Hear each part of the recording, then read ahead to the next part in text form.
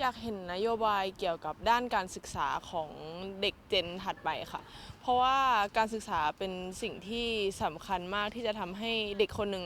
โตขึ้นมาเป็นผู้ใหญ่ของสังคมที่ดีค่ะ ก็เลยอยากเห็นนโยบายด้านการศึกษาที่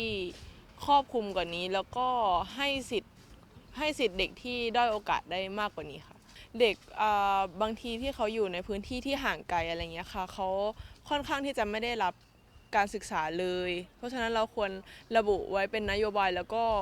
รัฐบาลชุดใหม่ควรที่จะทำให้ได้ค่ะเพราะว่าเขาจะได้มีสิทธิ์เหมือนคนที่อยู่ในเมืองแบบเราแล้วก็จะได้ไม่ต้องมานั่งคิดถึงความเหลื่อมล้ำในสังคมค่ะเพราะว่าถ้าในเมื่อเรามีนโยบายที่เท่ากันทุกอย่างก็จะเท่ากันหมดเลยค่ะหนูมองว่าการศึกษาเนี่ยเป็นจุดเริ่มต้นของอะไรหลายๆอย่างถ้ามองว่า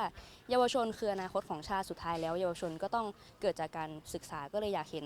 นโยบายการศึกษาที่เป็นรูปธรรมในหลายๆเรื่องส่งเสริมการศึกษาทั้งทางไกลจากน้องๆที่อยู่ห่างไกลรวมถึงการศึกษาในระดับมหาวิทยาลัยเพื่อต่อยอดในการทำงานเพื่อทำให้ก็จะทำให้ระบบเศรษฐกิจมันดีขึ้นด้วยถ้าการศึกษาที่ดีค่ะ ก็ส่วนตัวหนูก็มองว่ามันก็มีบางหลักสูตรที่ยังล้าหลังอยู่ค่ะแล้วก็อยากจะให้ดึงของต่างประเทศมาปรับใช้อาจจะไม่ได้ทำเหมือนเขา100%แต่ว่าเราเอามาปรับในรูปแบบของการศึกษาไทยให้เป็นรูปแบบของเราโดยเฉพาะหนูเชื่อว่าถ้ารัฐบาลที่ได้เป็นรัฐบาลมีความสามารถมากพอหนูว่าสามารถทำให้การศึกษาไทยปรับปรุงได้แล้วก็ทันสมัยเหมือนกับชาติอื่นๆได้ค่ะ นโยบายเกี่ยวกับการศึกษามันควรแบบมีเสถียรภาพมากกว่านี้ค่ะไม่ใช่ว่าพอเปลี่ยนรัฐบาลปุ๊บนโยบายก็เปลี่ยนไปเรื่อยๆควรเป็นนโยบายที่สามารถรัฐบาลทุกรัฐบาลสามารถทำต่อกันได้เลยไม่ควรที่จะแบบสมมุติปีนี้รัฐบาลชุดนี้อีก4 ปีเป็นรัฐบาลอีกชุดหนึ่งก็เปลี่ยนนโยบายใหม่ไปเรื่อยๆมันก็ไม่มีเสถียรภาพด้านการศึกษาอยู่ดีค่ะเรื่องแท็บเล็ตตัวหนูทันในยุคที่ได้แท็บเล็ตใช่ไหมคะแล้วก็เป็น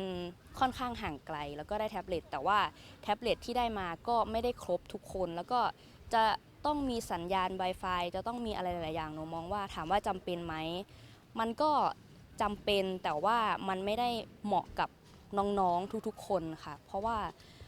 หนูมองว่าการศึกษามันเริ่มต้นจากครูค่ะที่เป็นครูที่มีความรู้แล้วก็มอบให้กับน้องๆแล้วก็บูรณาการการศึกษาให้ดีแล้วก็ทำให้เด็กสนุกไปกับการศึกษามองว่าแท็บเล็ตมันก็สำคัญแต่มันคือปัจจัยภายนอกที่อาจจะไม่ได้เหมาะสมกับทุกๆคน